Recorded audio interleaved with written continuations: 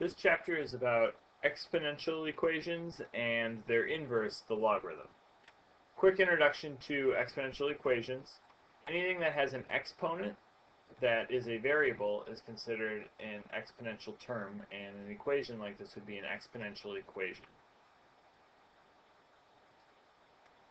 These equations are good for describing things that grow based on the existing numbers. So for example, population growth is something that the more people you have, the more people that are capable of reproducing, and so on and so forth. So something would increase exponentially.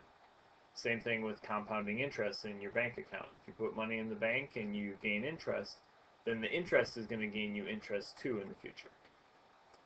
One interesting property of exponential equations is that the exponential term, the term with the exponent here, is always going to be positive.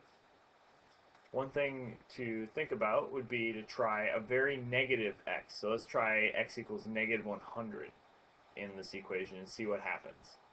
3 to the negative 100 is just going to be 1 over 3 to the 100, which is really just 1/3 times 1/3 times 1/3, and so forth, 100 times. And now this number is going to be very small, very close to 0, but it is still going to be positive.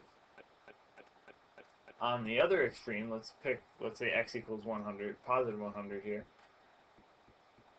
That's just going to be 3 times 3 times 3 times 3, 100 times, and that's going to be some very large positive number. And obviously, as you increase x, that's going to get larger, or decrease x, it's going to get smaller here, but it's always going to be positive.